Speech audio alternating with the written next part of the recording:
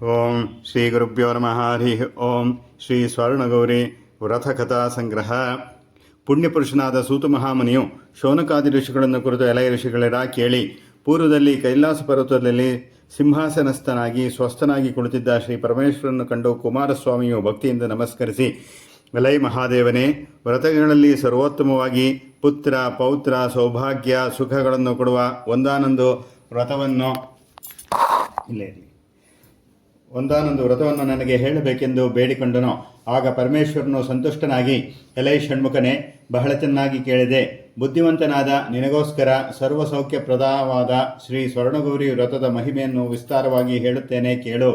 ಈ ವ್ರತವು ಸರ್ವರಿಗೂ ಪುತ್ರ ಪೌತ್ರ ಸಂಪತ್ತುಗಳನ್ನು ಕೊಟ್ಟು ಸಕಲ ದುಃಖಗಳನ್ನು ನಿವಾರಿಸಿ ಭಕ್ತರನ್ನು ಸುಖ ಸಂತೋಷಗಳಿಂದ ಕಾಪಾಡತಕ್ಕದ್ದು. ಇದರ ಮಹಿಮೆಯಿಂದ ಸಂಪೂರ್ಣ ಫಲವನ್ನು ಅನುಭವಿಸಿದ ಓರ್ವ ರಾಜನ ಕಥೆಯುಂಟು. ಅದನ್ನು ಸಾವಧಾನ ಚಿತ್ತನಾಗಿ ಆಲಿಸು.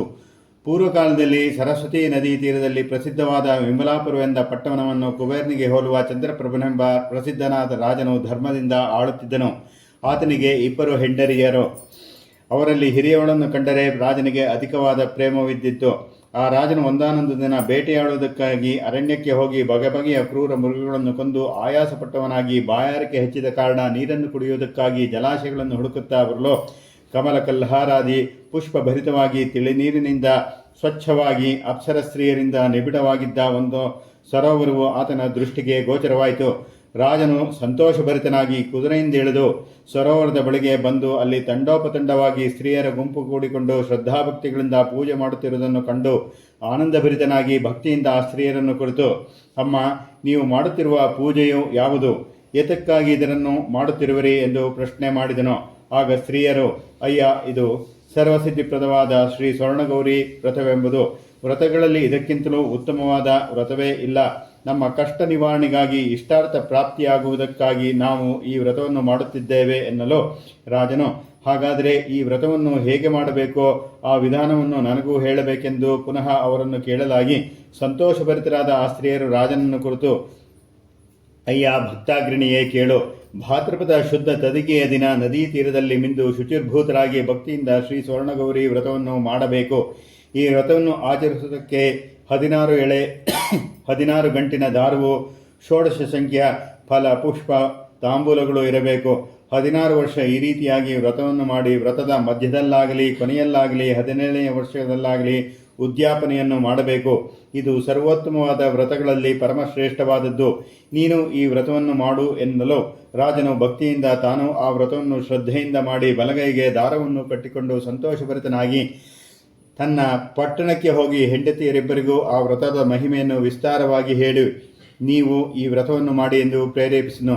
ಪತಿಯ ಮಾತುಗಳನ್ನು ಹಿರಿಯ ಹೆಂಡತಿಗೆ ಸರಿಬೀಳದೆ ಅವಳು ವ್ರತವನ್ನು ಧಿಕ್ಕರಿಸಿ ರಾಜನನ್ನು ಬಹುಳವಾಗಿ ನಿಂದಿಸುತ್ತಾ ಆತನ ಬಲಗೈಯಲ್ಲಿದ್ದ ದಾರವನ್ನು ಕಿತ್ತು ಉದ್ಯಾನವನದಲ್ಲಿ ಒಣಗಿ ಹೋಗಿದ್ದ ಒಂದು ಮರದ ಮೇಲಕ್ಕೆ ಎಸೆದು ಬಿಟ್ಟಳು.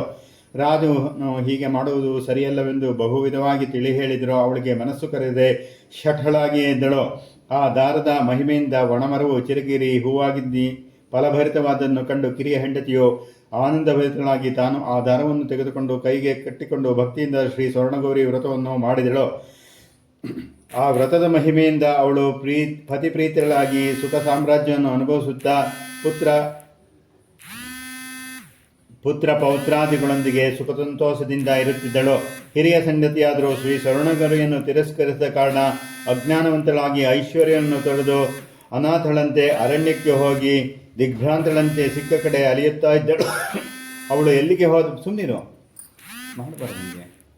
ಅವಳು ಎಲ್ಲಿ ಹೋದರೂ ಅವಳನ್ನು ಯಾರೂ ಪುರಸ್ಕರಿಸುತ್ತಿಲ್ಲ. ಎಲ್ಲರೂ ತಿರಸ್ಕರಿಸುತ್ತಿದ್ದ ಕಾರಣ ಪುಣ್ಯಮೂರ್ತಿಗಳಾದ ಋಷಿಗಳ ಆಶ್ರಮಕ್ಕೆ ಹೋದರು.